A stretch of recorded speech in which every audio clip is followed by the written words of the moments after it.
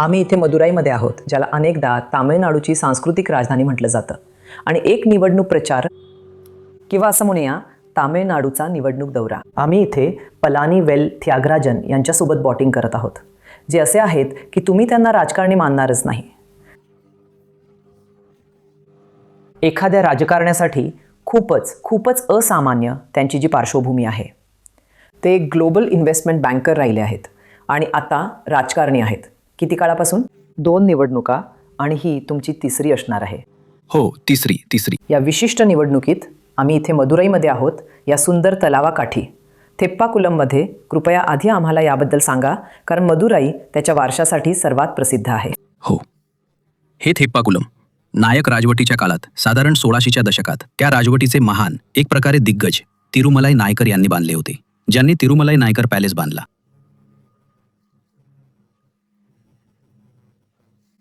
आणि त्यांच्या काळात त्यांनी हे खोदलं आणि या मरियम्मन मंदिरासाठी मंदिराचं थेप्पाकुलम म्हणून तयार केलं. शिवाय उन्हाळ्यात उत्सव इथे येतो आणि आतल्या या मंडपामध्ये उन्हाळा घालवतो. तर काही काळ याची देखभाल झाली नाही, पण गेल्या काही वर्षात आम्ही याला नेहमी पाण्याने भरलेले ठेवण्यासाठी असलेली अद्भुत अभियांत्रिकी प्रणाली नूतनीकरण केली आहे. तर तुम्ही जे काही पाणी पाहता ते वैगई नदीतून येत आहे आणि आम्ही याला त्याच्या जुन्या वैभवात परत आणला आहे. तर हा तलाव अर्थातच सुंदर दिसतोय आणि पाणीसुद्धा स्वच्छ आणि नीटनेटकं दिसतंय. पण याचा त्रास होत असेल की स्वच्छ सर्वेक्षण 2025च्या त्या यादीच्या तळाशी मदुराईला ठेवण्यात आलं. हो, तुम्ही मला विचाराल तर कचरा व्यवस्थापन आणि पायाभूत सुविधांच्या स्तरावर मी समाधानी आहे का? उत्तर नाही आहे. पण तुम्हाला माहीत असेलच की पायाभूत सुविधा व्यवस्थापनाचा एक शाप असा आहे की शहर जितकं जुनं तितक्या जास्त प्रमाणात तुम्हाला या समस्या आढळतात. आणि मला वाटतं सांस्कृतिकदृष्ट्या तुम्ही म्हणालात त्याप्रमाणे मदुराई एक राजधानी आहे, कारण इथे 2000 वर्षांपेक्षा जास्त काळापासून सलग वस्ती आहे. त्यामुळे विशेषतः हा माझा मतदारसंघ नाही, पण जिथे मदुराई मीनाक्षी अम्मन मंदिर आहे तो माझा मतदारसंघ आहे. तुम्ही शहराचा तो भाग घेतलात तर जिथे अनेक किमान 2-3 हजार वर्ष आणि त्यामुळे पायाभूत सुविधांनी त्यासोबत वेग राखलेला नाही. तुम्हाला हेही माहीत असेल की सार्वजनिक धोरणामध्ये लाभार्थी ओळखणं, योजना राबवणं, शिक्षणात सुधारणा करणं, आरोग्य सुधारणं ही सगळी कामं करणं खूप सोपं आहे. सर्वात कठीण काम आहे ते म्हणजे पाणी, भूमिगत गटार योजना, पर्जन्य जल व्यवस्थापन, कचरा व्यवस्थापनासाठी मूलभूत पायाभूत सुविधा निर्माण करणं. कारण ही एक सतत एकात्मिक प्रणाली आहे आणि यासाठी अत्यंत अत्याधुनिक अभियांत्रिकीची गरज असते, ज्यात उतार आणि त्या सगळ्या गोष्टी येतात. शिवाय सांडपाणी प्रक्रिया केंद्र, शिवाय इतर अनेक गोष्टी, पुनर्वापराच्या युगातील कचरा व्यवस्थापन. आणि हे तुम्हाला करावं लागतं जेव्हा लोकसंख्या इतक्या झपाट्याने वाढत आहे. उदाहरणार्थ तुम्ही मदुराईच्या बाबतीत विचार केला तर पर्जन्य जल, पावसाच्या पाण्याचं व्यवस्थापन, यासाठीची मूलभूत पायाभूत सुविधा आणि पाणी पुरवठा हे 1908 साली ब्रिटिशांनी बांधलेलं मॉडेल आहे. मी विरोधी पक्षाचा आमदार होतो तोपर्यंत अस्तित्वात असलेली मास्टर प्लॅनची कागदपत्रे सुद्धा मला मिळवता आली नाहीत. या कार्यकाळात मंत्री म्हणून, सरकारचा एक भाग म्हणून मी जे केले आहे ते म्हणजे पहिल्यांदाच कंत्राटदारांची नियुक्ती केली आहे. जेव्हा मी अर्थमंत्री होतो तेव्हा आम्ही सर्वसमावेशक स्वतंत्र स्टॉर्म वॉटर व्यवस्थापन, पर्जन्य जल व्यवस्थापन मिळवण्यासाठी यासाठी निधी दिला होता. तुम्हाला माहीतच आहे, तमिळनाडू हे मान्सूनवर अवलंबून असलेले राज्य आहे. त्यामुळे आमच्याकडचा सुमारे 80-85% पाऊस वर्षातल्या कदाचित 50 दिवसात पडतो आणि काही ठिकाणी त्याहून जास्त. आणि तसेच केवळ आजच्याच नव्हे तर पुढच्या 10 वर्षातील अपेक्षित लोकसंख्येला जुळेल अशी एक स्वतंत्र भूमिगत गटार व्यवस्था. म्हणजे तुमचं म्हणणं आहे की तो इशारा तो सर्वेक्षणातूनच मिळाला नाही का? तुम्हाला अर्थातच समस्येची जाणीव होती. हो, म्हणजे आम्हाला समस्या माहीत होती, आम्हाला तिची व्याप्ती माहीत नव्हती आणि त्यासाठी आमच्याकडे मास्टर प्लॅन नव्हता. आता आमच्याकडे दोन्हीसाठी एक सविस्तर प्रकल्प अहवाल आहे आणि त्यापैकी एक सुमारे 3000 कोटींच्या आसपास आहे आणि दुसरा सुमारे 1000 कोटींच्या आसपास आहे. मुख्यमंत्र्यांनी त्यांच्या उदार अंतःकरणाने आधीच जाहीर केले आहे की या दोन्ही DPRचा पहिला टप्पा तात्काळ हाती घेतला जाईल, जरी आदर्श आचारसंहितेमुळे निविदा अद्याप दिली गेली नव्हती. आणि दोन्ही शहराच्या मध्यभागी मंदिराचा परिसर व्यापून असतील, कारण तुम्हाला आतून बाहेर काम सुरू करावे लागते, कारण तिथेच सर्वाधिक घनता आहे, तिथेच सांडपाणी किंवा कचऱ्याचे प्रमाण सर्वाधिक आहे. स्मार्ट सिटी प्रकल्प यातल्या कशाचीही काळजी घेतो का? कारण आजही त्या तक्रारी येतच राहतात नाही का? हो, स्मार्ट सिटी हा सर्वात मोठा घोटाळा होता. मी भारत सरकारला दोष देत नाहीये. मी म्हणतोय की जे मंत्री इथे होते, स्मार्ट सिटीचा पैसा सर्व प्रकारच्या बाह्य कुटील गोष्टींवर खर्च केला गेला. त्यात एका विशिष्ट उदाहरणाचा समावेश आहे. मंदिराच्या आजूबाजूला एक पेवर ब्लॉक, रस्ते चित्रविधी वाहतुकीसाठी बंद करण्यात आल्या होत्या आणि फक्त चालण्यासाठी तयार करण्यात आल्या होत्या. मी सांगू शकत नाही की मला किती त्रास झाला होता की कोणत्या तरी हुशार व्यक्तीने ठरवले की ते काढण्याची गरज आहे आणि काही 4 इंच चौरस ग्रॅनाइटचे क्यूब्स ठेवले जाणार होते. तो मूर्खपणाचा कळस होता. त्यांनी खालची नदीची वाळू काढली, त्यांनी त्यावर कॉन्क्रीट टाकले. तो एक अक्षम्य अपव्यय होता. त्याने एका चांगल्या परिणामाचं अत्यंत वाईट परिणामात रूपांतर केले. स्मार्ट सिटीने आमच्यासाठी खरं म्हणजे काहीच केलं नाही. खरं तर त्याची महत्वाकांक्षा खूपच कमी होती आणि त्याचा हेतू चुकीच्या दिशेने होता. जसे की पेरियार बस स्टँड, ज्याला बाहेर हलवून मरुथहुन्नीला नेण्याचा विचार होता, त्यांनी ते अशा प्रकारे पुन्हा तयार करण्याचा निर्णय घेतला की त्यातून जाणारे रस्तेच बंद झाले. तर आम्ही अत्यंत वाईट नियोजनाचे परिणाम भोगत आहोत. बांधलेल्या मोठ्या शॉपिंग कॉम्प्लेक्ससाठी त्यांना पर्यावरणविषयक परवानगी मिळाली नाही. आम्ही ते भाड्याने देऊ शकत नाही आहोत. हेरिटेज मार्केट आहे का? हो, आम्ही ते भाड्याने देऊ शकत नाही आहोत. तुम्ही असे कोणीतरी आहात ज्याने भटक्या प्राण्यांची काळजी घेतली आहे आणि तुम्ही एक प्राणीप्रेमी आहात. अर्थातच शहराची स्वच्छता अर्थातच आपल्याकडे असलेल्या भटक्या प्राण्यांच्या संख्येत दिसून येते आणि देशातलं प्रत्येक शहर अगदी खरं तर ग्रामीण भाग याच्याशी झुंजत आहेत. खरं तर मी म्हणेन की भटक्या प्राण्यांची समस्या ही एक खूप वेगळी समस्या आहे. हे प्रशासनाच्या अपयशाचं आणि कोविडच्या 2 वर्षांच्या लॉकडाऊनच्या परिणामांचं एक प्रकारचं सर्वात बोलकं उदाहरण आहे. खरं तर तेव्हाच समस्या हाताबाहेर गेली जेव्हा 2 वर्ष बाकी सगळेजण बंदिस्त होते आणि कोणीही कशालाही हात लावत नव्हतं. तेव्हा कुत्र्यांची संख्या प्रचंड वाढली. आमच्या विभागांमध्ये आम्ही आकडेवारी पाहत आहोत आणि हे स्पष्ट आहे की ABCवर खूप ताण आला, कारण कुत्र्यांच्या संख्येच्या तुलनेत ABCचा दर पूर्णपणे विस्कळीत झाला आहे. ब्लू क्रॉस सारख्यांकडे ती आकडेवारी आहे. मी एक प्राणीप्रेमी असल्यामुळे मी विशेष प्रयत्न करून ते शोधून काढले आहे. ही तमिळनाडूची समस्या नाही, ही मदुराईची समस्या नाही, ही भारताची समस्या नाही. जगभरात प्रशासनाचे मॉडेल अयशस्वी होत आहे कारण सरकारे पुरेशी गुंतवणूक करत नाहीत. डेटा प्लॅटफॉर्म सारख्या गोष्टींमध्ये प्रशासनाला अधिक कार्यक्षम बनवण्यात, कारण ती नाहीये एक विकण्याजोगी राजकीय गोष्ट. राजकारणात इतर गोष्टी करणं खूप सोपं आहे. मला वाटलं होतं की IT आणि डिजिटल बरोबर? अनेक अर्थांनी सर्वात जास्त विकण्याजोगं होतं. आणि नाही, पण तुम्ही काय विकत आहात? तुम्ही हे पटवून देत आहात की जर तुम्ही सरकारच्या डेटा प्लॅटफॉर्मला सुधारण्यासाठी 1000 कोटी रुपये गुंतवले तर अधिक चांगले शासन होईल. त्यासाठी तुम्हाला मतं कुठे मिळतात? जाऊन म्हणणं खूप सोपं आहे, मी तुम्हाला ही योजना देईन, मी तो प्रकल्प करेन, मी हा रस्ता बांधेन, मी तुम्हाला ते पाणी देईन.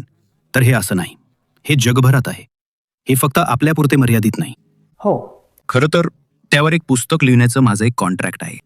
पण ढोबरमानाने लोकशाही शासनाचे मॉडेल अपयशी ठरत आहे कारण राजकीय चर्चेची ओढाताण सोशल मीडिया आणि तात्काळ समाधानामुळे इतकी आक्रमक आणि नियंत्रित झाली आहे की डिजिटायझेशनसह गहन प्रशासकीय मुद्द्यांवर खूपच कमी काम केले जात आहे, जे तुम्ही परिस्थितीशी जुळवून घेण्याची आशा कशी करू शकता याचा एक मुख्य घटक आहे.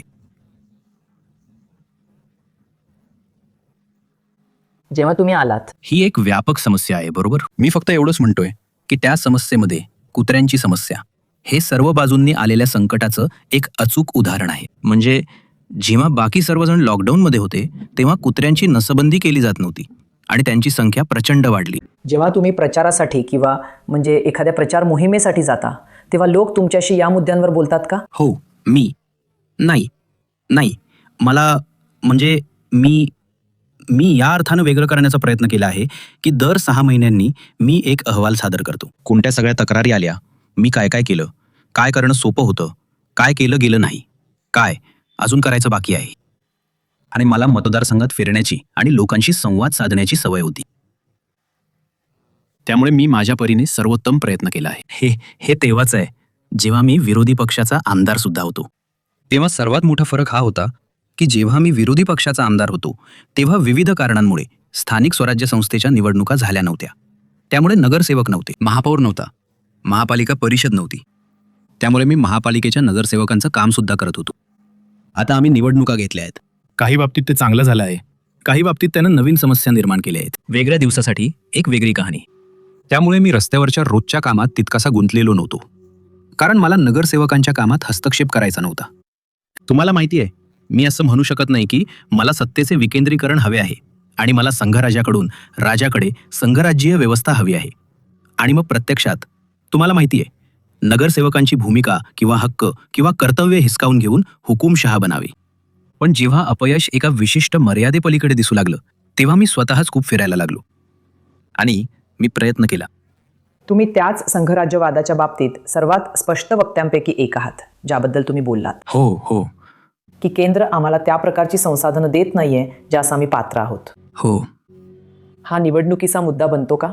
ती अशी गोष्ट आहे का जी लोकांच्या मानसिकतेतही शिरली आहे? हो मला वाटतं की या प्रकरणात मुख्यमंत्री लोकांना प्रत्यक्ष घडलेल्या घटना आणि त्यांचे परिणाम समजावून सांगण्यात खूप प्रभावी ठरलेत. भारत सरकारकडून निधी रोखून धरण्यात किंवा राज्यपालांकडून आमची विधेयकं मंजूर होऊ न देण्यात किंवा अशा इतर गोष्टींमध्ये होणाऱ्या बेकायदेशीर किंवा अनैतिक कृत्यांची उदाहरणं कोणती आहेत आणि लोकांच्या जीवनावर त्याचे काय परिणाम होतात, बरोबर?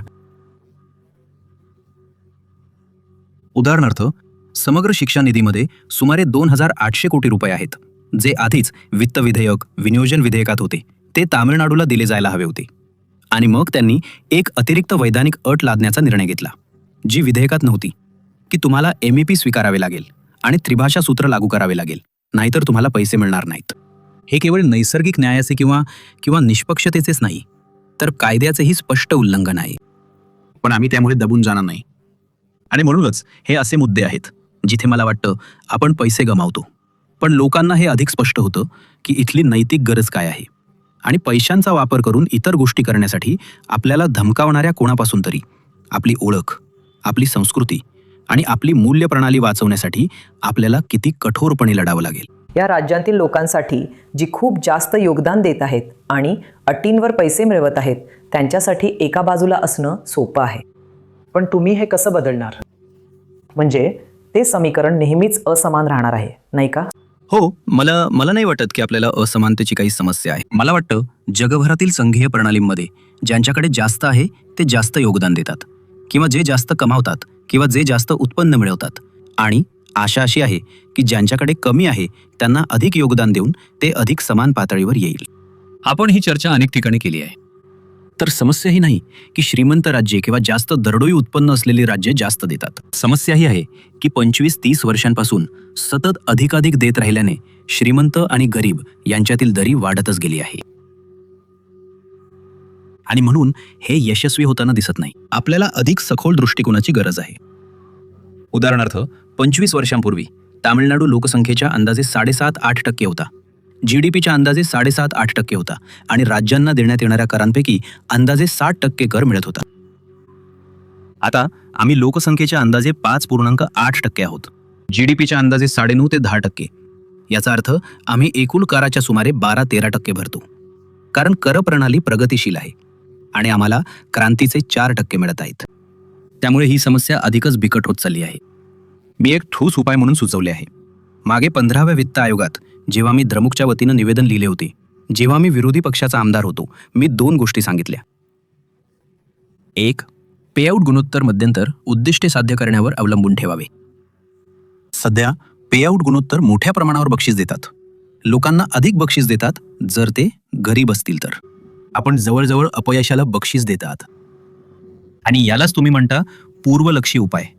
म्हणजे निकाल आधीच माहीत असतो आणि त्यानंतर तुम्ही त्यांना बक्षीस देत आहात ज्यांनी वाईट कामगिरी केली आहे. उपाययोजना अधिक भविष्यलक्षी करा. उदाहरणार्थ, आपल्याला माहीत आहे की अशा परिणामांची कारणं काय आहेत.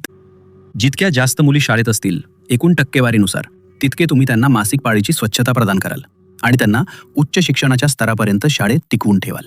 तुम्ही विवाह लांबवता, तुम्ही उत्पादकता वाढवता, तामिळनाडूसारखी परिस्थिती निर्माण होण्याची शक्यता वाढवता, जिथे भारतातील औपचारिक उत्पादन क्षेत्रात काम करणाऱ्या एकूण महिलांपैकी 42% महिला 6% कमी लोकसंख्या असलेल्या राज्यात काम करत आहेत. त्यामुळे आमची सरासरी उत्पादकता तितकीच चांगली आहे, कारण आमच्याकडे मनुष्यबळात खूप जास्त महिला आहेत. आणि गेल्या वर्षी आम्ही दाखवलेली ही बरीचशी वाढ 16% नाममात्र, 11.19% काल्पनिक, 3 किंवा 4 क्षेत्रांमधून आली आहे. निर्मित इलेक्ट्रॉनिक्स, वस्तू आणि निर्यात, चामड्याचे आणि बिगर चामड्याचे पादत्राणं, आणि वस्त्रोद्योग, विशेष वस्त्रोद्योग, हो, 3 मोठे. जिथे आम्ही प्रचंड वाढ पाहिली आहे. सर्वच हजारो महिलांना रोजगार देणारे प्रमुख उद्योग आहेत, बरोबर? म्हणून तेव्हा मी प्रस्ताव मांडला. मी म्हणतो, ज्याच्या आधारावर तुम्ही अधिक पैसे देता ते उपाय बनवा. जसे की एकूण मुलांपैकी किती टक्के मुले शाळेत आहेत, की ते 12वीच्या मुलींची टक्केवारी किती, प्रत्येक समाजाची, प्रत्येक धर्माची, प्रत्येक, तुम्हाला माहिती आहे, उच्च जातीपासून दलितांपर्यंत, आणि त्या सर्वांची टक्केवारी किती. कारण भारित सरासरी उत्पादकता ही जागतिक अर्थव्यवस्थेतील स्पर्धेचा आधार आहे. जर तुम्ही प्राथमिक शाळेतील उपस्थिती सुधारली नाही तर तुम्ही लढाई हारला आहात. तुम्ही त्यांना नंतर कौशल्य प्रशिक्षणासाठी आणू शकत नाही जर त्यांनी प्राथमिक शाळेचं शिक्षण घेतले नसेल. आणि मी म्हणालो की याला अधिक दूरदृष्टीचं बनवा. म्हणजे जर तुम्ही यावर्षी चांगली कामगिरी केली तर तुम्हाला पुढच्या वर्षी अधिक पैसे मिळतील. 5 वर्षानंतर नाही. जर तुम्ही वाईट कामगिरी केली असेल तर तुम्हाला पुढच्या 5 वर्षांसाठी पैसे मिळतील. गेल्या 5 वर्षात तुम्ही काय केले यावर आधारित, बरोबर? त्यामुळे वित्त आयोगाच्या दृष्टिकोनात अशा प्रकारचे बदल करणे आवश्यक आहे माझ्या मते. तर आता राजकारणाकडे येऊया. हो, आपण मदुराई भागात आहोत आणि दक्षिण तामिळनाडू किंवा पश्चिम तामिळनाडू ADMKला नेहमीच त्याचा बालेकिल्ला म्हणून पाहिलं जातं. आता तिथे TTV दिनकरन सुद्धा आहेत आणि थेवर मतं तो 1 वर्षाचा गट जो PMK आहे, किमान ते म्हणतात की मुख्य PMK गट AIADMK आघाडीसोबत आहे. तर काय ते जातीय गणित DMKला हरवणार आहे, किमान या भागांमध्ये? माझ्या मते, कारण तुम्हाला माहित आहे, आपण सर्वजण आपल्या आयुष्याच्या मार्गानं आपल्या अनुभवांनी मर्यादित आणि घडवलेले असतो. मी 30 वर्ष दूर राहतो. मी सामाजिक न्याय चळवळीतून येतो. 4थी किंवा 5वी पिढी. तुम्ही त्याकडे कसं पाहता यावर अवलंबून आहे. आणि आम्ही नेहमीच असं मानत आलो आहोत की जात राजकारण करण्याचा आधार नाही. शेवटी ते त्याचं गणित ठरू शकतं. पण परिस्थिती तशी आहे. माझ्या मते ही निवडणूक, मला वाटत नाही की ती इतकी जातीवर ठरेल. कारण प्रत्येक जात समीकरणाच्या सर्व बाजूंमध्ये विभागली गेली आहे. OPS आणि त्यांचे काही लोक आता आमच्या गोटात आहेत. तुम्हाला माहित आहे, TTV वेगळ्या गोटात आहेत. पश्चिमेकडे सुद्धा सेनगोट्टाई आहेत जे TVK सोबत गेले आहेत. तर आणि PMK मध्ये तुम्ही बापलेखांमध्ये फूट पाहिली आहे. ADMKकडे आता शशिकला सुद्धा आहेत. त्याही त्याच समाजाच्या, मुतुतूर समाजाच्या, रामदास यांच्यासोबत आघाडीत आहेत. म्हणून मला वाटतं या निवडणुकीत जातीय मतं कमी, प्रमाणित, अंदाजित असतील भूतकाळापेक्षा. पण सैद्धांतिक पातळीवर सुद्धा या निवडणुकीत जाती अनेक गटांमध्ये अधिक विभागलेल्या आहेत. म्हणजे एका अर्थाने ते निष्प्रभ होतं असं तुमचं म्हणणं आहे? हो, मी फक्त एवढंच म्हणतोय की अंदाज बांधणं अधिक कठीण आहे, बरोबर? आपण जे काही पोल्स पाहिले आहेत, आपण पाहिलं आहे. तुम्ही चित्रपट पाहता का? आणि तुम्ही विजयला पाहिलाय का? आणि एक फिनॉमिनन म्हणून तुम्हाला त्याच्याबद्दल काय वाटतं? हो, नाही, मी दुर्दैवानं मी ज्या काही मोजक्या गोष्टी करत नाही त्यापैकी एक म्हणजे चित्रपट पाहणं. म्हणजे माझी इच्छा असते पण मला वेळ मिळत नाही. त्यामुळे मी इतके चित्रपट कधीच पाहिले नाहीत. त्यामुळे मी विजयचा एकही चित्रपट कधीही पाहिलेला नाही. पण मला कळतंय की तो एक मोठा स्टार आहे. आणि मी तुम्हाला माहिती आहे, मी हे अगदी तटस्थपणे सांगतोय. लोकशाहीला शक्य तितक्या जास्त लोकांचा सहभाग आवश्यक आहे. तर त्या अर्थानं पेरांगियन अण्णा यांनीही म्हटल्याप्रमाणे प्रत्येक सरकारसाठी एक निरोगी विरोधी पक्ष असणं ही एक चांगली गोष्ट आहे.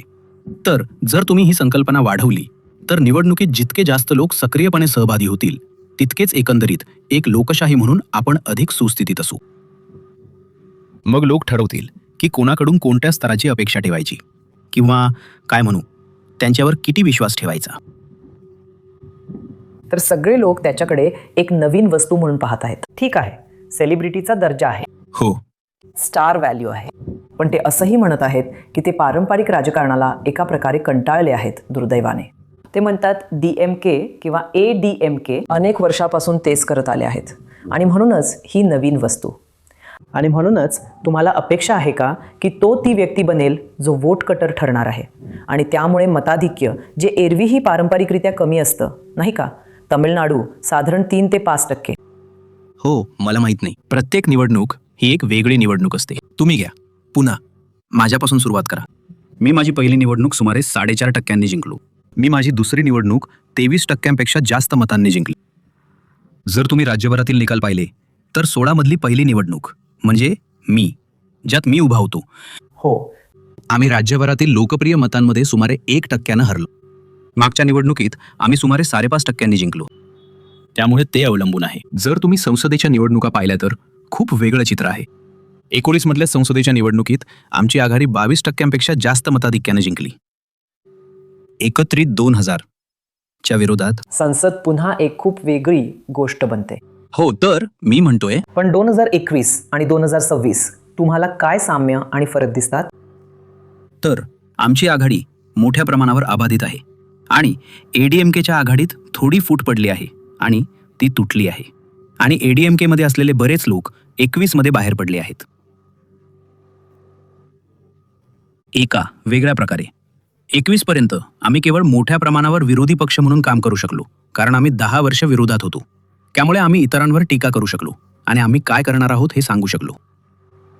26 मध्ये आम्हाला सत्तेत 5 वर्ष होतील, म्हणून मुख्यमंत्री म्हणतात त्याप्रमाणे आम्हाला प्रचार करावा लागेल.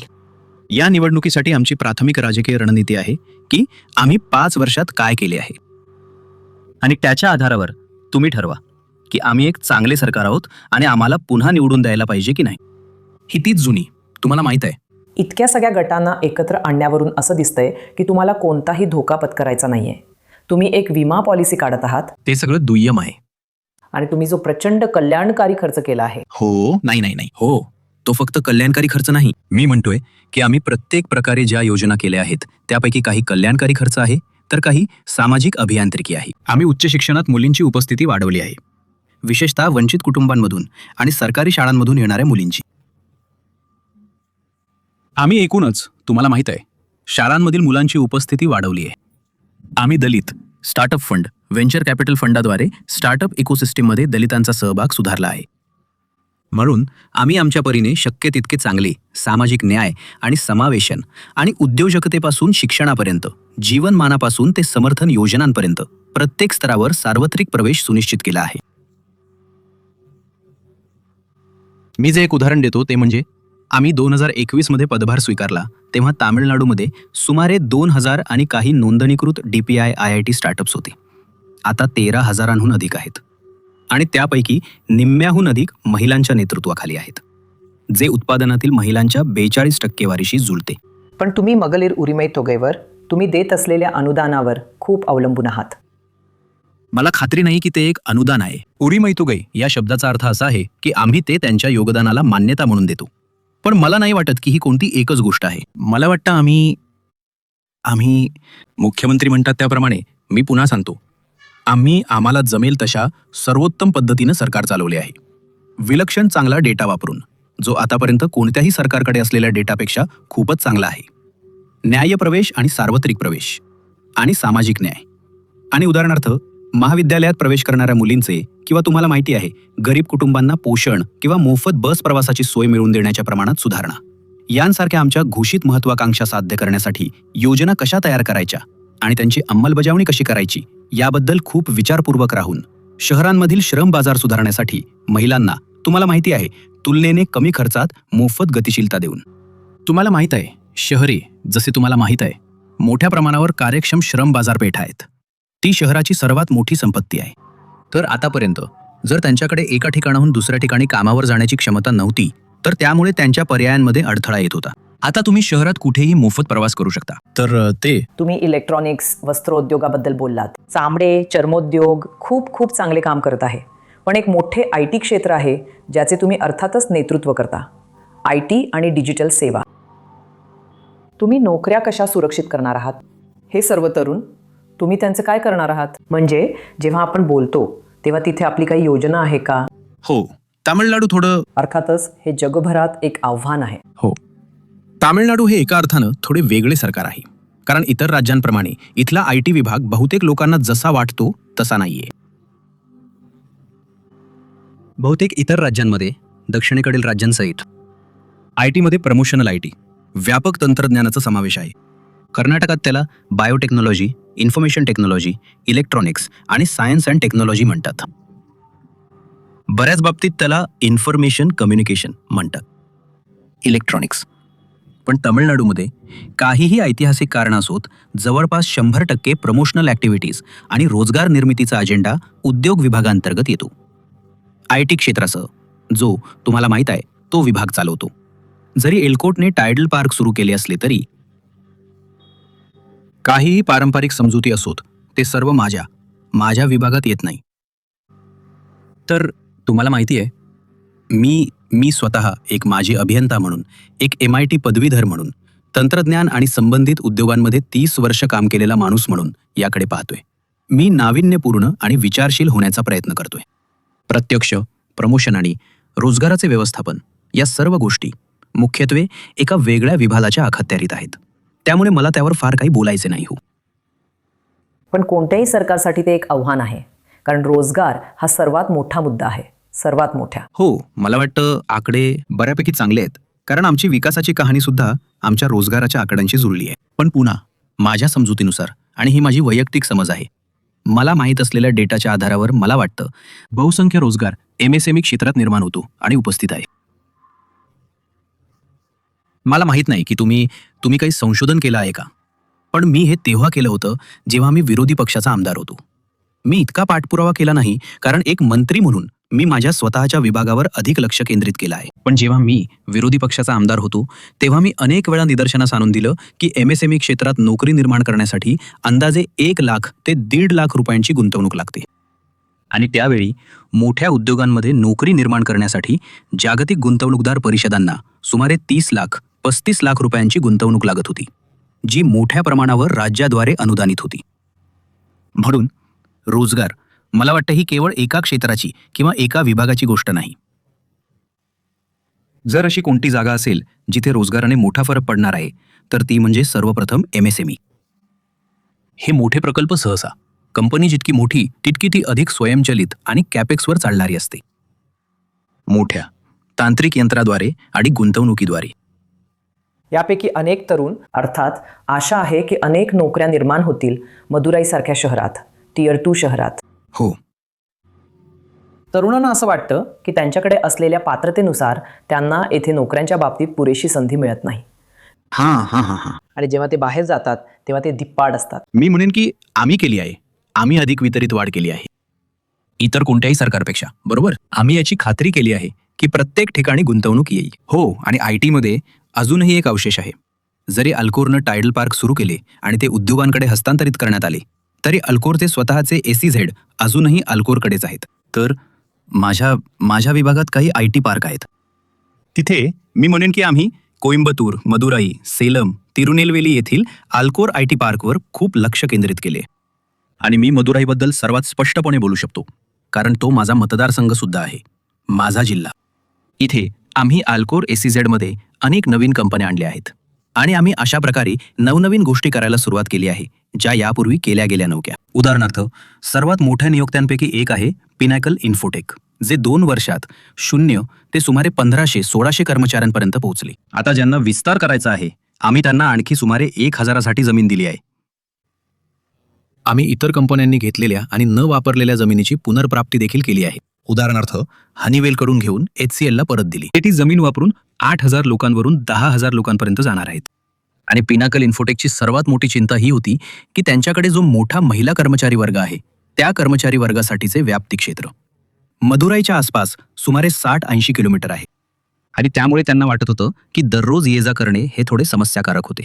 म्हणून त्यांना आमच्या IT कंपन्यांसाठी त्या भागात एक वसतिगृह हवे होते. राज्याने हे पहिल्यांदाच केले आहे, जिथे आम्ही आमच्या SEZ मधील काही जमीन डिनोटिफाय केली आणि आम्ही एका करारावर स्वाक्षरी केली.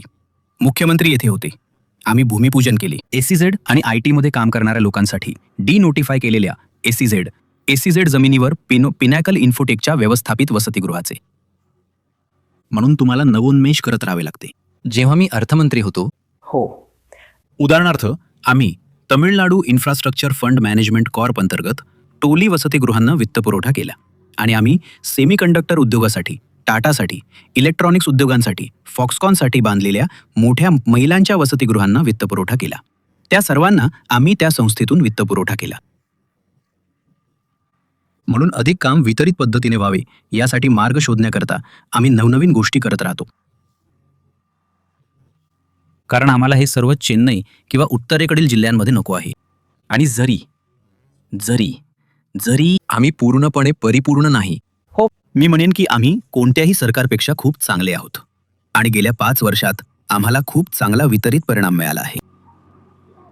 यापैकी अनेक क्षेत्रांमध्ये मी म्हणते की कामाच्या पिरॅमिडच्या खालच्या स्तरावर समजा आता तुमच्याकडे इतर राज्यातील लोक येत आहेत आणि त्यामुळे काही प्रमाणात असंतोष निर्माण होऊ लागला आहे, नाही का? निश्चितच तुमच्या औद्योगिक पट्ट्यांमध्ये, इलेक्ट्रॉनिक सिटी आणि इतर ठिकाणी. खरं तर मलाही वाटतं. धोरण म्हणून यावर विचार करण्याची आपल्याला गरज आहे का? बरं, आम्ही विरोधात होतो त्या दिवसांपासून, विशेषतः कोविडमुळे. आमच्यासाठी पहिल्यांदाच हे अधोरेखित झालं की इतर राज्यांतील किती लोक येथे तात्पुरते काम करत होते.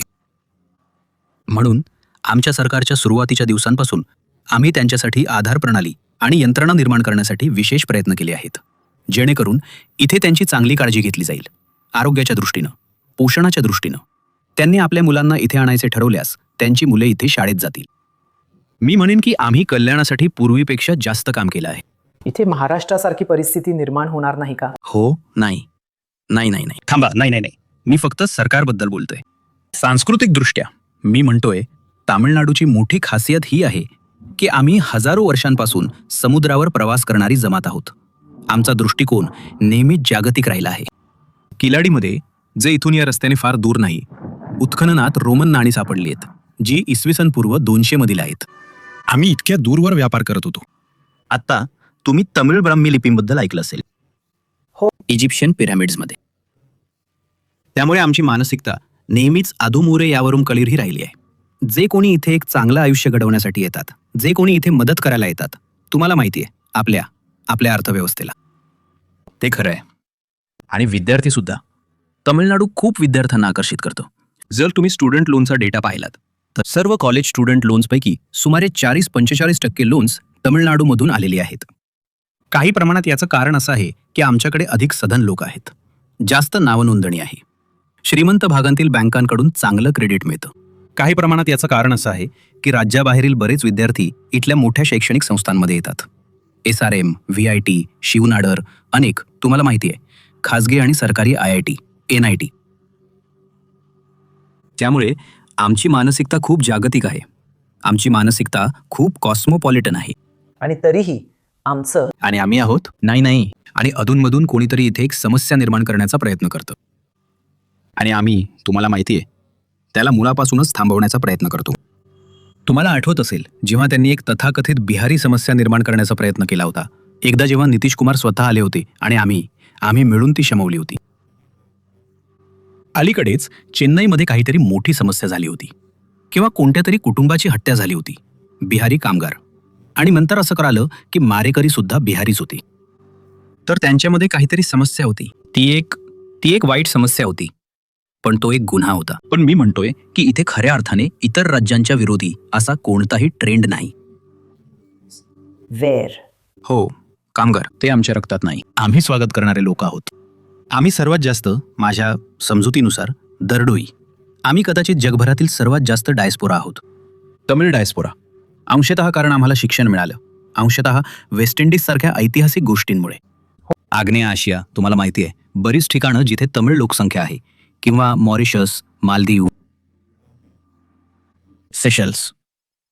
तर मी ज्या पहिल्यांदा मतदान करणाऱ्यांशी बोलत होते आणि खरं तर त्यांच्या अनेक प्राध्यापकांशी सुद्धा, ते म्हणाले की हिंदीच्या राजकारणामुळे आम्ही ती भाषा शिकण्यापासून वंचित राहिलो. आणि जेव्हा आम्ही बाहेर जातो तेव्हा एक जीवन कौशल्य म्हणून आम्हाला, तुम्ही हिंदीच्या सक्तीच्या विरोधात एक प्रकारे बोलला आहात. पण हो, मी मला तो तर्क पटत नाही. बरोबर नाही. त्यांना जे शिकायचं आहे ते शिकण्यापासून आम्ही कोणालाही कधीही थांबवलेलं नाही. हे मूर्खपणाच्या पलीकडचं आहे. बरोबर. तुम्हाला कल्पना नाही, तुम्ही अशा शिक्षण पद्धतीतून गेला आहात जिथे तुम्हाला 5 विषय होते, त्यापैकी 2 भाषा होत्या, तमिळ आणि इंग्रजी. मी प्राथमिक शाळेबद्दल बोलतोय. आणि आता भारत सरकार म्हणतं की मला त्याचे 6 विषय करावे लागते. मी म्हणतो की त्यामुळे शिक्षण अधिक चांगलं का होतं हे सांगण्यासाठी माझ्याकडे डेटा नाही, त्यासाठी माझ्याकडे शिक्षक वर्ग नाही. आणि हे नवीन नाही. 1980च्या दशकात जेव्हा श्रीमती इंदिरा गांधींनी दुसरे MEP एक विधेयक म्हणून आणण्याचा प्रयत्न केला, त्या विधेयकात असे म्हटले आहे की पहिल्या MEP मध्ये म्हटले होते की आपल्याकडे त्रिभाषा सूत्र असावे, की सर्व अहिंदी राज्यांनी एका दुसऱ्या तिसऱ्या भाषेला प्रोत्साहन द्यावे, शक्यतो द्रविडी भाषेला. सर्व म्हणजे सर्व अहिंदी राज्यांनी हिंदीला प्रोत्साहन द्यावे, हिंदी राज्यांनी तिसऱ्या भाषेला प्रोत्साहन द्यावे, शक्यतो द्रविडी. ते व्यावहारिक नाही किंवा शक्यही नाही, कारण UP, बिहार आणि राजस्थानमध्ये द्रविडी भाषेचे शिक्षक नाहीत आणि तामिळनाडू, केरळ आणि इतर ठिकाणी पुरेसे हिंदी शिक्षक नाहीत. बरोबर. मी म्हणतोय की मनात येईल तशी धोरणं सांगणं सोपे आहे. मी माझा जीव वाचवण्यासाठी अनेक भाषा बोलू शकतो आणि काही वाचू शकतो. माझी मुलंही शकतात. आम्ही सगळेच जिथे शक्य होतं तिथे 2 भाषा पद्धतीतून शिकलो. मला साधारण 10वी पर्यंत CBSE मध्ये शिकावं लागलं. त्यामुळे मी साधारण 8वी पर्यंत 3 भाषा शिकलो. माझी मुलं फक्त 2च भाषा शिकली, जरी ते आंतरराष्ट्रीय बोर्डांमध्ये शिकत असले तरी. म्हणून मी म्हणतोय की आपण एका पोकळीत राहत नाही. आपण डेटा आणि माहिती परिणामांच्या जगात राहतो. लहान वयात 3 भाषांचं शिक्षण लादल्यामुळे काही उत्तम शैक्षणिक परिणाम मिळतो असा कोणताही इतिहास नाही. भारतात हे निश्चितच खरं नाही. UP किंवा बिहार किंवा राजस्थान किंवा मध्य प्रदेश किंवा गोवा किंवा गुजरातमध्ये सरासरी शैक्षणिक परिणाम काय आहे? तुम्ही मला असं का सांगत आहात की मी 3 भाषांची सक्ती केली पाहिजे? कुठेही नाही. दक्षिण प्रचार हिंदी सभा, हिंदी प्रचार सभेचं मुख्यालय चेन्नईमध्ये आहे आणि एकमेव राज्य जिथे त्याची 2 कार्यालये आहेत ते म्हणजे तामिळनाडू. ती पूर्ण ताकदीने आणि भारत सरकार तिला देत असलेल्या सर्व पैशाने हिंदीचा प्रचार करते. मी परीक्षा दिल्या आहेत, प्राथमिक, माध्यम वगैरे, मी लहान असताना, कारण मी CBSEचा विद्यार्थी होतो आणि मला ते करायला भाग पाडलं होतं. आता ज्या कोणाला ते करायचं असेल, आम्ही कधीच म्हटलं नाही की अभ्यास करू नका. खरं तर मी तुम्हाला एक उत्तम उदाहरण देतो. दिल्लीच्या एका मासिकाच्या एका पत्रकाराला येऊन माझी मुलाखत घ्यायला सांगण्यात आलं आणि तो मला म्हणाला, सर, माझ्याकडे तुमच्यासाठी एक वाईट बातमी आहे. मी म्हणालो, ते काय आहे? तो म्हणाला, राज्यात सगळीकडे खूप हिंदी बोलली जात आहे. म्हणून मी म्हणालो, ते वाईट का आहे? तुम्ही मला सांगत आहात का की हा एखाद्या रोगाच्या प्रसारासारखा आहे की काय? मी म्हणतो की मी मुलांना हिंदी शिकायला सक्ती करणार नाही. त्या कौशल्याचा अतिरिक्त फायदा हा माझ्या शालेय शिक्षणाचे मॉडेल बदलणे, शाळेचे तास वाढवणे किंवा इतर विषय कमी करणे, योग्य शिक्षक शोधणे, त्यांना प्रशिक्षण देणे इत्यादी इत्यादींसाठी लागणाऱ्या अनेक गुंतागुंती इतका मोलाचा नाही. ज्या नोकरीच्या संधींसाठी माझ्या मुलांनी स्पर्धा करावी असं मला वाटतं, त्या एकतर तामिळनाडू किंवा जगात आहेत, उत्तर प्रदेशात नाहीत. बरोबर. त्यामुळे मुलांना हिंदी शिकायला सक्ती करण्यात मला कोणताही फायदा दिसत नाही. जर तुम्ही म्हणत असाल की बाजाराने ठरवले आहे की हिंदीचा मोठ्या प्रमाणावर वापर होतो, तर तसं असू द्या. त्यात नकारात्मक काय आहे? मी हिंदी विरोधी नाही. मी फक्त ज्यांना खूप कमी यश मिळालं आहे अशा लोकांकडून असं म्हणता येईल की सर्वात यशस्वी राज्यावर तुमच्याकडून शैक्षणिक मॉडेल्स लादण्याच्या विरोधात आहे. बस एवढंच. बरोबर. बघा, आपण प्रदक्षिणा घालत आहोत या मंदिराला. हो.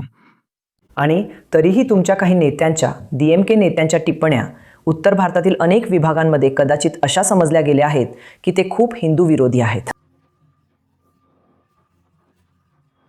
तो म्हणजे तो प्रचार तुम्ही एक प्रकारे अयशस्वी झाला आहात का? ऐका, आपण फक्त याकडे पाहूया. याकडे बघा. हो, मी अनेकदा सांगितलं आहे, मी पुन्हा सांगेन. माझ्या माहितीनुसार तामिळनाडू हे भारतातील कदाचित सर्वात जास्त उघडपणे हिंदू प्रथांचे पालन करणारे राज्य आहे. ते कदाचित खरं आहे.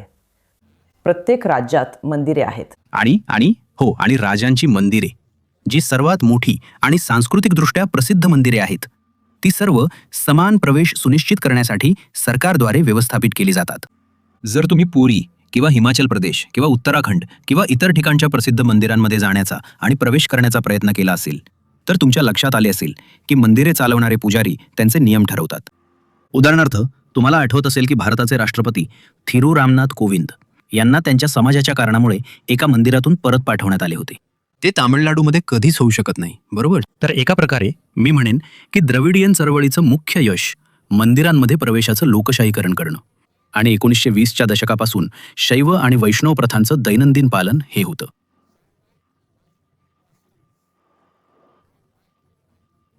म्हणून या तळ्यात कदाचित 7 मंदिरं आहेत, बरोबर?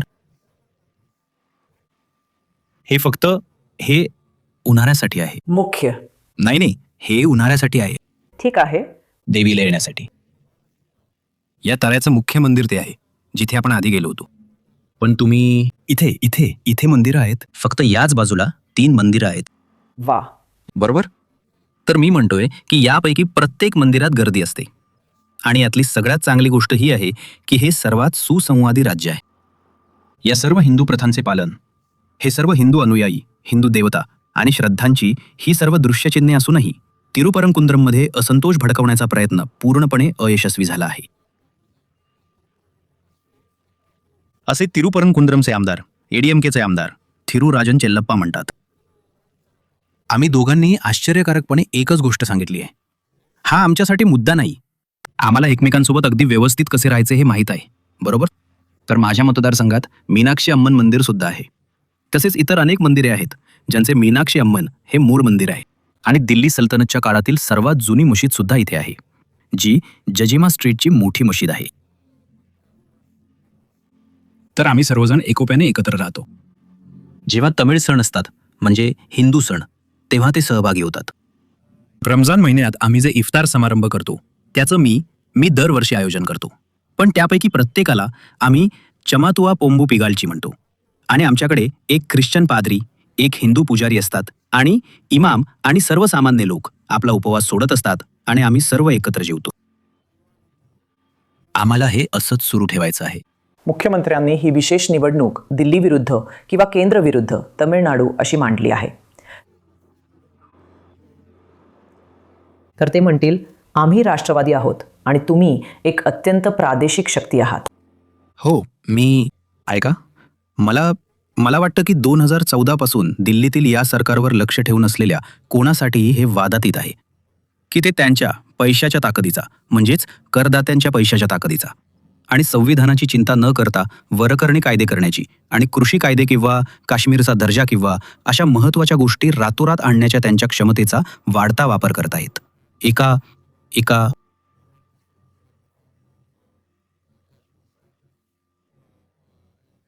ते काय आहे? CIA. तर मी म्हणेन की हे अगदी स्पष्ट आहे की भारताच्या इतिहासातील हे सर्वात कमी घटनात्मक पालन करणारे, चर्चेवर विश्वास ठेवणारे, समानतेने पैशाचे वाटप करणारे सरकार आहे.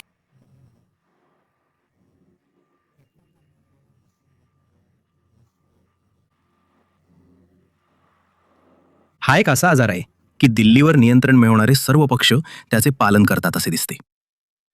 काँग्रेसच्या कृतींचा एक मोठा इतिहास आहे, ज्यात मिसा कायदा आणि आणीबाणीचा समावेश आहे. पण या क्षणी मुख्यमंत्र्यांना हे सांगायचे आहे की आपण पाहिले आहे की त्या राज्यांचे काय होते जिथे भाजप थेट किंवा एका जबरदस्तीच्या युतीद्वारे शासन करते, जसे की एडीएमच्या बाबतीत घडली.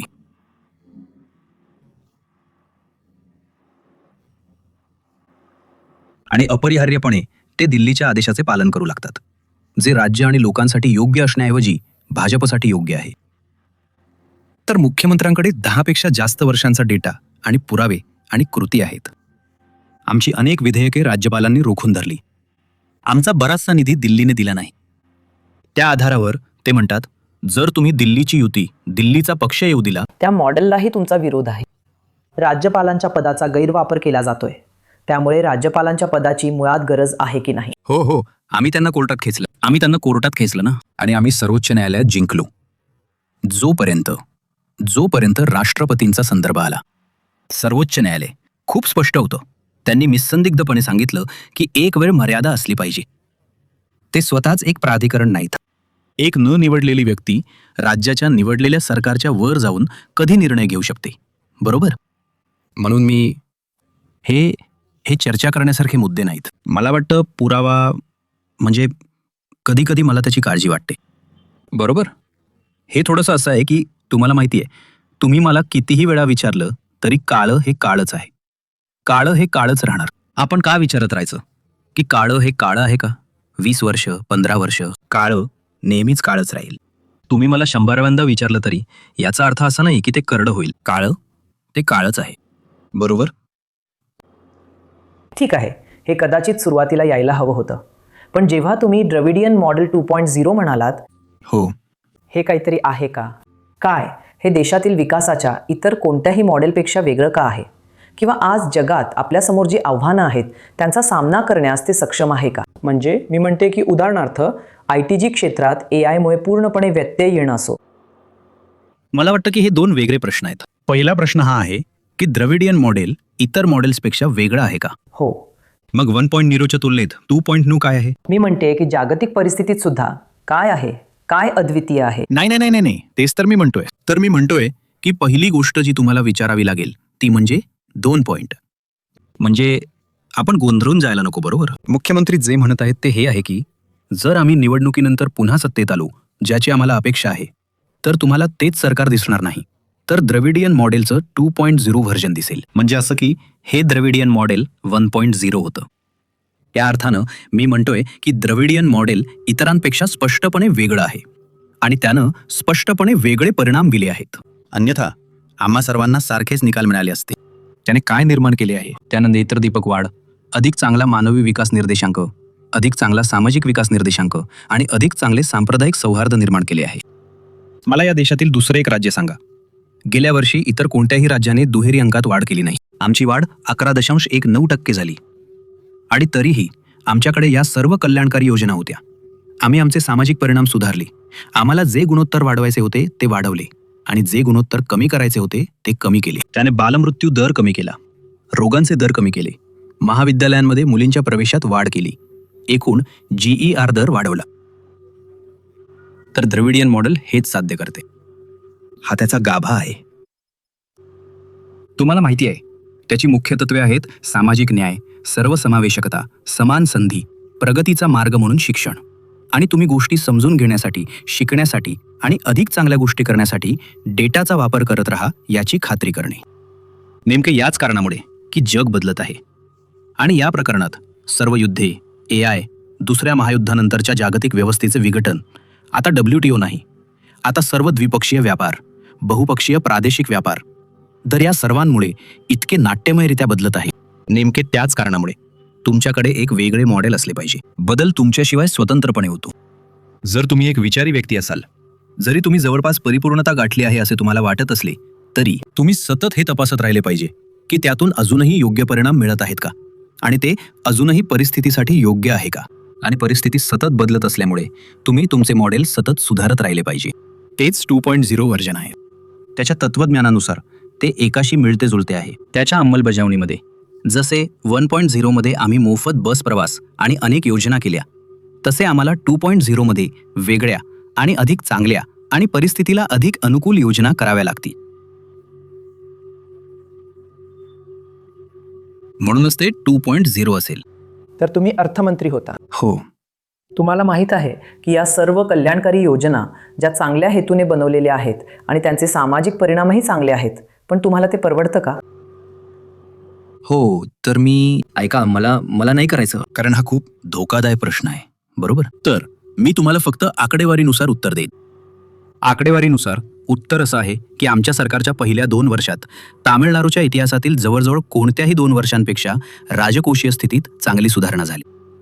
आणि हे कोविडची दुसरी लाट, कोविडची तिसरी लाट, तसेच तुलनेने कमी विकास दर असूनही घडलं. हे सर्व असूनही महसुली तूट निम्म्याने कमी झाली, राजकोषीय तूट लक्षणीयरित्या कमी करण्यात आली आणि तरीही ते तुम्हीच होता. हो, बऱ्याच नवीन योजना सुरू करूनही. बरं, जर मी यशस्वी झालो तर ते यामुळे आहे की मुख्यमंत्र्यांनी मला यशस्वी होण्यासाठी सक्षम केलं, म्हणून मी सर्व श्रेय त्यांना. मी तसा नाही, पण मी म्हणतोय की तो सांख्यिकीय आकडा आहे. तुम्ही कुठेही जाऊन ते पाहू शकता. जर तुम्ही विचाराल की आम्ही गेल्या 3 वर्षांपासून तोच मार्ग अनुसरला आहे का, मी म्हणेन नाही. पहिल्या 2 वर्षात महसुली तूट झपाट्याने कमी झाली, गेल्या 3 वर्षात ती वाढली आहे. पण तुम्ही याकडे रुपयांच्या स्वरूपात नाही, तर कर्ज, ते केप आणि व्याज महसूल या महत्त्वाच्या मापदंडांमध्ये पहा, तर मी म्हणेन की पहिली 2 वर्ष आणि शेवटची 3 वर्ष लक्षणीयरित्या भिन्न होती. पहिल्या 2 वर्षात आम्ही मोठे वित्तीय एकत्रीकरण, सुधारणा आणि काही प्रमाणात योजना राबवल्या. गेल्या 3 वर्षात आम्ही वित्तीय स्थिती न बिघडवता अजून अनेक योजना राबवण्यासाठी त्या वित्तीय एकत्रीकरणाच्या सोयीचा वापर केला आहे. त्यात सुधारणा झाली नाही, पण ती बिघडलीही नाही. मूलभूत मापदंडांवर ती तशीच राहिली आहे. म्हणजे गणितीय आकड्यांमध्ये, अंकगणितामध्ये ते खालावले आहे. पण ते कारण प्रत्येक गोष्ट बदलते, नाही का? पैशाचं मूल्य कमी होते, महागाई येते, ते नाममात्र मूल्य वाढत राहते. तर एक आकडा म्हणून महसुली तूट वाढली आहे, पण GDPच्या तुलनेत कर्ज आणि व्याज महसूल या 2 खऱ्या मापदंडांमध्ये ते आणखी वाईट झालेले नाही. ते स्थिर आहे किंवा किंचित चांगले आहे. त्यात पहिल्या 2 वर्षांची सुधारणा दिसत नाही, पण योजना दर्शवतात. तुम्हाला माहीत आहे, वेगवेगळ्या वेळी तुम्हाला वेगवेगळ्या गोष्टी कराव्या लागतात. आणि तुमचे नाही पण गेल्या 5 वर्षात तुमची अपयश कोणती आहेत? पण मी म्हणेन ऐका, तुम्हाला योग्य संतुलन साधावे लागेल. आणि शेवटी परिणाम तुम्हाला सांगतात की तुम्ही बरोबर केले आहे की चूक. आपण सर्व काही सिद्धांतांसह येतो, नाही का? जर आपला विकास दर कमी असता तर तुम्ही म्हणाला असतात, तुम्ही जे करत आहात ते का करत आहात? जर आपला विकास दर जास्त आहे, जोपर्यंत तुम्ही मला सांगत नाही की हे निव्वळ नशिबासारखे आहे, जे खूपच अशक्य आहे, तर इतर सर्व राज्यांचे असे निव्वळ नशीब का नव्हते? आपण एकाच देशाचा भाग आहोत. आपण नक्कीच काहीतरी बरोबर करत आहोत. तर मी म्हणतोय त्या अर्थानं आम्ही जे काही केले आहे त्याचा परिणाम हा झाला आहे. आता अपयश आणि त्या सगळ्याबद्दल असा कोणताही राजकारणी नाही जो इथे बसून तुम्हाला सांगेल कोणत्याही अपयशाबद्दल. तर एकतर तुम्ही मला माझ्यापेक्षा जास्त मूर्ख समजता किंवा तुम्ही तुमच्यापेक्षा जास्त हुशार आहात. मी त्या प्रश्नाला हात लावत नाहीये. ठीक आहे. हो, तर ही एक निवडणूक आहे. तुमचा अंदाज या निवडणुकीसाठी आणि इतर 3 राज्यांसाठी आणि एका केंद्रशासित प्रदेशासाठी. ऐका, एका तुलनेनं सुशिक्षित व्यक्तीचे पहिले लक्षण म्हणजे तुम्हाला जे माहीत आहे त्याला चिकटून राहणे. तर मला माझा मतदारसंघ सर्वात चांगला माहीत आहे. मला माझा जिल्हा तितकासा चांगला माहीत नाही, पण बरा माहीत आहे. आणि मला माझे राज्य बऱ्यापैकी माहीत आहे. मी IT विंगचा संस्थापक सचिव होतो आणि काही काळ राज्यव्यापी विश्लेषण आणि प्रचार केला. फक्त जाहिरात मोहीम आणि माध्यम मोहीम. तर जिथपर्यंत माझ्या मतदारसंघाचा प्रश्न आहे, मी खूप निश्चिंत आहे. मी खूप सर्वेक्षण केली आहेत आणि मी नेहमी प्रत्यक्ष लोकांमध्ये असतो. जिथपर्यंत मदुराई दक्षिणेकडील भागांचा संबंध आहे, पुन्हा मी खूप निश्चिंत आहे. जिथपर्यंत राज्याचा संबंध आहे, प्रत्येक सर्वेक्षणानुसार आणि मुख्यमंत्र्यांनी आम्हाला आमचं ध्येय सांगितल्याप्रमाणे मी खूप आश्वस्त आहे की आम्ही सरकारमध्ये सुधारणा करू. इतर राज्यांच्या बाबतीत माझं मत देण्यासाठी माझ्याकडे पुरेशी माहिती नाही. म्हणजे ज्या गोष्टींबद्दल तुम्हाला माहिती नाही त्यांबद्दल न बोललेलंच बरं. ठीक आहे. आता 3री निवडणूक. तुम्हाला राजकारणात मजा येऊ लागली आहे. तुम्ही म्हणाला होता की तुम्ही जवळपास अपघातानेच राजकारणी झालात. हो, तुम्ही आता जे करत आहात त्यात तुम्हाला आनंद मिळू लागला आहे का? अर्थातच तुम्ही केलेल्या इन्व्हेस्टमेंट बँकिंगचा तुमच्या आधीच्या कारकिर्दीचा आनंद घेतला असेल. हो. खरं तर मी जेव्हा आलो तेव्हा मी म्हणालो होतो की मी या अर्थानं वेगळा होतो की मी वयाच्या 50व्या वर्षी जवळपास 30 वर्ष परदेशात राहिल्यानंतर, अनेक ठिकाणी अनेक करिअर्स केल्यानंतर पहिल्यांदाच निवडणुकीच्या राजकारणात उतरत होतो. आणि माझा तेव्हाचा स्पष्ट हेतू 10 वर्षात निघून जाण्याचा होता. मी म्हणालो, मी 50व्या वर्षी येतो, 60व्या वर्षी निवृत्त होतो आणि माझ्या स्वतःच्या किंवा फायनान्सच्या किंवा इतर कुठल्या तरी खाजगी उद्योगात परत जातो. खरं तर मी म्हणेन की काही प्रमाणात कारण मदुराईच्या लोकांसाठी मला जे अपेक्षित परिणाम बघायचे होते ते मी बघू शकलो नाही. आणि शेवटी सर्व राजकारण स्थानिक असतं. तुमचं पहिलं कर्तव्य तुमच्या मतदारांप्रती असतं. माझ्या मतदारसंघासाठी माझ्या ज्या काही आकांक्षा होत्या त्या मी पूर्ण करू शकलेलो नाही. आणि म्हणून मला वाटलं की अधिक वैयक्तिक ऐशोआराम आणि सुखसोयींच्या जीवनात निवृत्त होणं हे माझ्यासाठी बेजबाबदारपणाचं आणि थोडं स्वार्थीपणाचंही ठरेल. एक म्हणजे तुलनेने राजकारण हा नक्कीच एक खूप दमवणारा पेशा आहे. हो आणि नक्कीच ग्लोबल फायनान्समध्ये खूप जास्त पगार मिळतो, नाही का?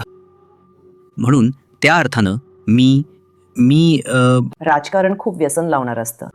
मला माहित नाही. माझ्यासाठी मी म्हणेन की त्या प्रामुख्याने 2 गोष्टी होत्या. मला असं वाटलं की मी ते साध्य केलं नव्हतं जे मला करायला हवं होतं, जे माझ्या पूर्वजांनी माझ्याकडून अपेक्षित ठेवलं असतं.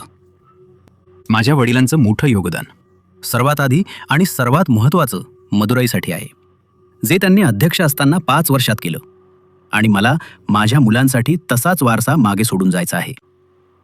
पण दुसरं, मला वाटतं मला कबूल केलंच पाहिजे की हे अधिक अर्थपूर्ण काम आहे मी आत्तापर्यंत केलेल्या कोणत्याही कामापेक्षा. या अर्थाने की जेव्हा मी अर्थमंत्री होतो तेव्हा ते एका वेगळ्या मॉडेलमध्ये होतं, कारण मी अनेक विभागांचा मंत्री होतो. तुम्हाला माहीत आहे, सर्व सार्वजनिक उपक्रमसुद्धा अर्थ मंत्रालयाच्या अंतर्गत BPच्या अंतर्गत येतात. म्हणजेच प्रभावीपणे मी अर्थ, निवृत्तीवेतन, सर्व सार्वजनिक क्षेत्रातील उपक्रमांच्या व्यवस्थापनासह आणि कार्मिक प्रशासकीय सुधारणा ज्यात DVAC, लोकसेवा आयोग हे सर्व होते. तसेच नियोजन आणि विकास, ज्यात नियोजन आयोग, विशेष क्षेत्र विकास कार्यक्रम होते. या सर्वांचा मंत्री होतो. त्यामुळे माझ्याकडे एक विस्तृत कार्यभार होता आणि त्या अर्थानं मी बरेच बदल, व्यापक बदल करू शकलो. मी सभागृहात मुख्यमंत्र्यांचे आभार मानताना म्हटले आहे. मी म्हणालो, अर्थात हे सर्व त्यांच्यामुळेच होते. तेच आहेत जे मला इथे घेऊन आले, मला सक्षम केलं, मला खाती दिली, बदल घडवण्यासाठी मला पुरेसं संरक्षण दिलं. पण असं म्हटल्यावरही मी म्हणतो की माझं मोठं यश हे आहे की मी 2 वर्षात कोणत्याही 20 वर्षापेक्षा जास्त बदल घडवले, अनेक आयामांमध्ये. आणि म्हणून ते अत्यंत समाधानकारक होतं. गेल्या 3 वर्षांचा प्रवास वेगळा होता, कारण ते तितकं नव्हतं. हे तुलनेने एक लहान खाते होते, कारण ज्या पद्धतीने तमिळनाडू सरकार IT ला इतरांपासून वेगळे करते, इतर राज्यांच्या तुलनेत. पण तुम्हाला माहीत आहे, हे एक खोल समाधान आहे की सूक्ष्म स्तरावर, वैयक्तिक स्तरावर तुम्हाला माहीत आहे तुम्ही खूप काही करू शकता, बरोबर? मंत्री असणं हा एक मोठा सन्मान आहे, आणि विशेषतः माझ्या नेत्याच्या पाठिंब्यामुळे आणि माझ्या पहिल्या 2 वर्षातील माझ्या कामगिरीमुळे. हो, व्यवस्थेमध्ये माझे चांगले संबंध आहेत, त्यामुळे मी दररोज सूक्ष्म स्तरावर चांगली कामं करू शकतो. अशा प्रकारे जे समाधानकारक आहे आणि ते अधिक अर्थपूर्ण आहे. नक्कीच नवनवीन शोध लावणे उत्तम आहे, आणि जागतिक वित्त हाताळणे, आणि तुम्हाला माहीत आहे, आणि लोकांच्या करिअरमध्ये मदत करणे. पण तुम्हाला विजय किंवा एखाद्या धुरंधरचे चित्रपट बघायला मिळत नाहीत. हो, ना त्या करिअरमध्ये ना या करिअरमध्ये. दोन्ही करिअर इतकी व्यस्त होती की मला ते करण्याची संधीच मिळाली नाही. ठीक आहे, खूप खूप धन्यवाद. हो. तुम्हाला माहीत आहे, तमिळनाडूमध्ये एप्रिल किंवा अगदी मार्च महिन्यात निवडणूक आणि प्रचार कडक उन्हामुळे सर्वात अप्रिय अनुभव ठरला असता. पण मला वाटते की निवडणुकीच्या काळात, निवडणुकीच्या तोंडावर आतापर्यंत मी केलेले हे सर्वात सुखद संभाषण आहे. डिकोडरशी बोलल्याबद्दल खूप खूप धन्यवाद. आणि पासून तर मदुराईमधील थेप्पकुलम, मरियम्मन थेप्पकुलम इथून कॅमेरा पर्सन पॉल राज यांच्यासोबत निरोप घेताना मी उमा सुधीर, डिकोडरसाठी.